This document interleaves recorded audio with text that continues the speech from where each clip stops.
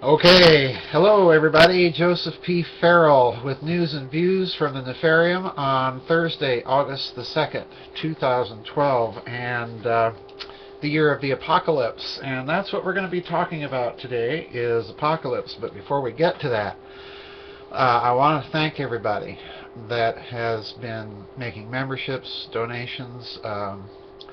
It has really helped this month, so I wanted to be sure and thank you, especially that one gentleman, you know who you are, and that dear lady, you know who you are. I wanted to thank you, and I also wanted to thank another group of people that have been lately in the last few months sending me almost on a daily basis articles and things, bringing things to my attention. This is now growing to the point that I actually filter out my emails to see what people are talking about, what they're interested in, what they're sending me. I'm getting about 200 to 300 emails like that on a daily basis, and I want to thank everybody because that kind of helps me figure out what you all are interested in and what you like to comment on, and it brings things to my attention too. So I wanted to thank all of you too, because that's very thoughtful. It helps save a lot of time on my end. So I wanted to thank everybody that's been doing that, and by all means keep doing it, because that kind of gives me a feel of what's out there. Which brings me to this article that I'm going to post with this comment and news and views, because this is an article that appeared over at Alex Jones Infowars.com, and to my knowledge it's the only place that's reporting this particular story. And the story is dated today, August 2nd, 2012, and it mentions a report in Komsomolskaya Pravda in Russia. That yes, that tabloid is still in existence and it's still publishing. And Pravda is reporting that President Putin, beginning in May, began to place Soviet theater nuclear missiles in Cuba. So in other words, folks, we're looking at a second Cuban Missile crisis. But I want to talk about that in a little bit of context, because let's look at the background here. After the collapse of the Soviet Union, President George Herbert Walker Bush, King Bush the First, I like to call him, gave the Russian leadership assurances that the West would not expand NATO, or attempt to expand NATO, into the former Soviet socialist republics that were part of the Soviet Union, nor would they expand NATO into Eastern Europe. That was an assurance that the Russians wanted, because they did not want to see NATO used to try and encircle them and control that great Eurasian heartland with all of the natural resources that are found there. And I've talked about that on many occasions here on News and Views, that this has really been the preoccupation of both British and American geopolitics since the 19th century. All right? And Russia, of course, has been the big bad boogeyman of that geopolitical theory. Now, that assurance was given, but of course the West soon reneged on the promise, and this in part was why you saw the emergence or re-emergence in Russia of a strong nationalistic leadership in response to those Western promises being reneged upon. So Putin, to a certain extent, we can look at as an inevitable reaction on the part of the Russian leadership to these Western moves. Now, there's a second component that's lurking in the background here that I want to also have you bear in mind. That second component is ballistic missile defense. And again, this is going to take us all the way back to the first Cuban Missile Crisis, all right? Now, ballistic missile defense, like it or not, is a capability that the West, if it acquires and deploys this capability in sufficient strength, Western military planners, particularly in the Pentagon, think that this would be able to give the West a first strike capability against Russia. In other words, what the United States has been seeking since the Reagan era, quite openly, with Star Wars, the Strategic Defense Initiative, the Missile Defense System, and so on. It's the same thing under different names. What the United States has been seeking is, quite literally, a nuclear blackmail capability against Russia in order to be able to dominate that region. This is the geopolitics of what's going on. Now, the reason that the United States has been doing this, in my opinion, goes all the way back to the first Cuban Missile Crisis, because what happened there, if you know anything about what happened during that time, I was alive. I was a little boy during that time, and I remember sitting around the dinner table watching the news and feeling the tension of my parents as this crisis was unfolding. In the Kennedy administration, there was a body of thought led principally by the Joint Chiefs of Staff in the Pentagon and clustered around the commander of the U.S. Air Force at the time, General Curtis LeMay. All right. Now, General LeMay was definitely a hawk. He was one of these bomb 'em back to the Stone Age types of people. He, in fact, was kind of the mastermind of the American bombing campaign against Japan during World War II. So General LeMay was definitely a hawk.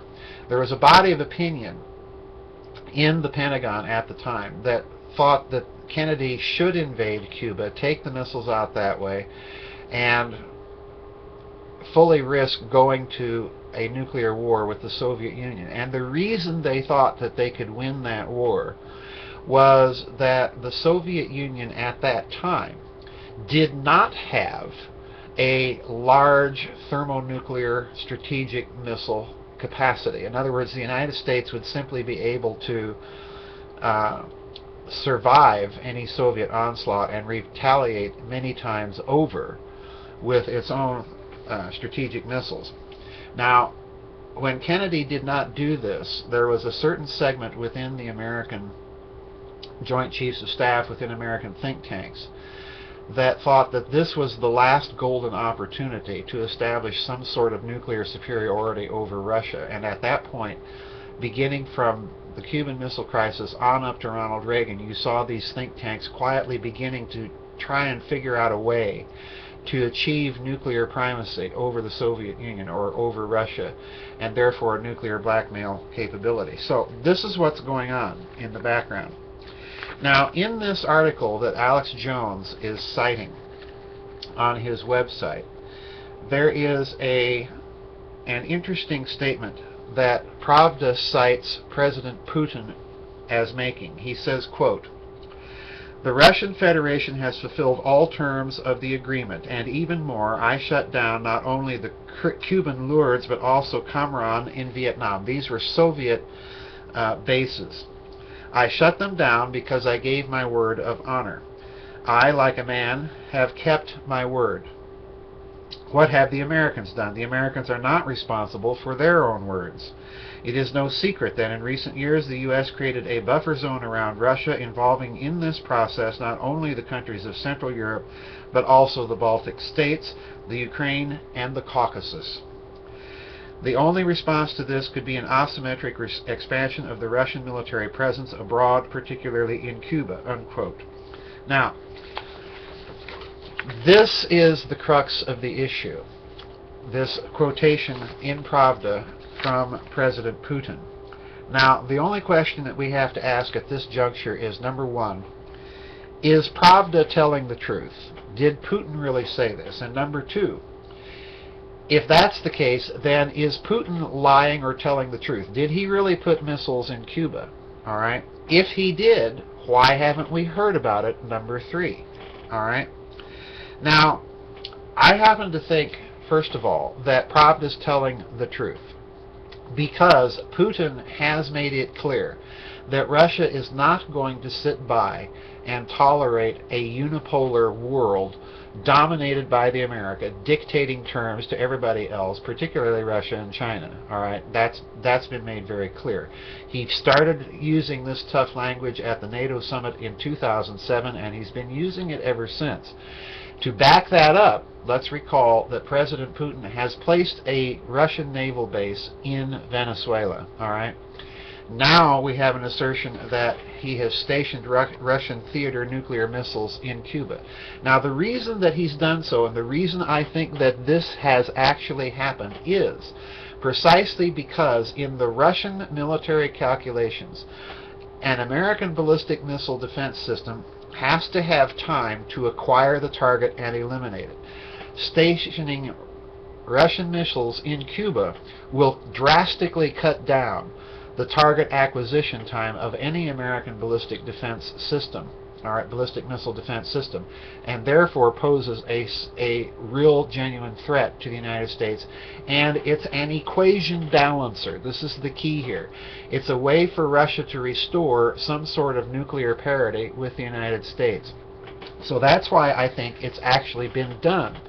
So why haven't we heard about it? Well, I think the reason probably is because, number one, the United States is overstretched. We are stretched to the max militarily right now, and it's straining our economy. Russia's under no such constraint.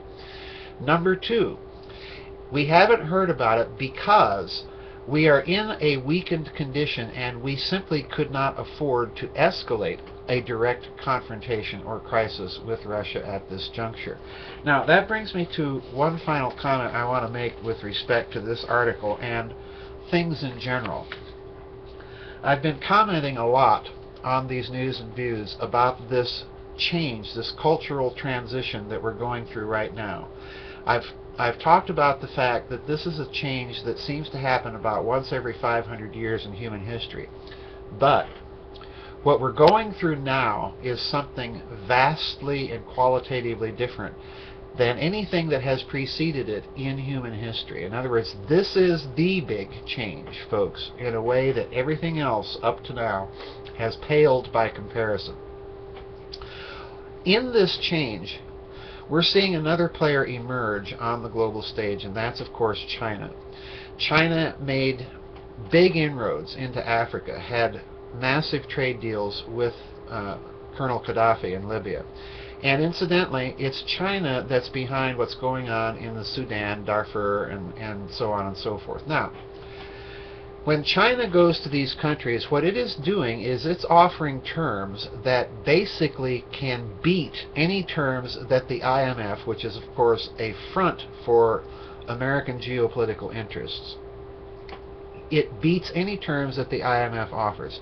The IMF goes in, lends money, charges interest, indebts those countries, and then when those countries aren't able to pay the terms of their loan, it goes in, it forces new concessions from those countries, and on this game is played until eventually those countries have lost all their sovereignty. They're in debt to the IMF up to their earlobes. Their leaders see all the money, American contractors realize all the benefits of the money, and the people in those countries are left starving. China has not been doing this. They've been going in and building infrastructure, beating the IMF on interest rates, and in fact, in some cases, not even loaning money at all. It's a kind of a no-strings-attached deal for China simply to gain concessions for the resources in those countries. So China is emerging as a major player simply because it's able to beat the terms of the IMF. Now, what's happened as a result of this is that the United States has increasingly relied upon projection of military force, covert operations such as we've seen go on in Libya, in Egypt, and now in Syria. In other words, the United States, the West, has become the bad guy on the block. Whereas if you look at the global perception of Russia and China, they've become the good guys. This is a cultural phenomenon that we had better wake up to, because it's only going to increase. We're seeing Russia with Russian television in the United States of America playing a very, very careful, very cagey propaganda game and pointing out the inconsistencies and corruptions within the American system of government, and pointing out how it is now the United States and not the wicked, evil Soviet Union that is becoming an empire reliant upon projections of military force to accomplish its aims. So this is a trend I suspect that we're going to see increase. So watch the propaganda war and watch this Cuba story, because it remains to be seen if we're going to hear any more about it. All right, folks, that's it for today's News and Views, Thursday, August 12th. From the Nefarium, I'm Joseph P. Farrell. Thanks for tuning in, everybody. God bless, and I'll see you on the flip side.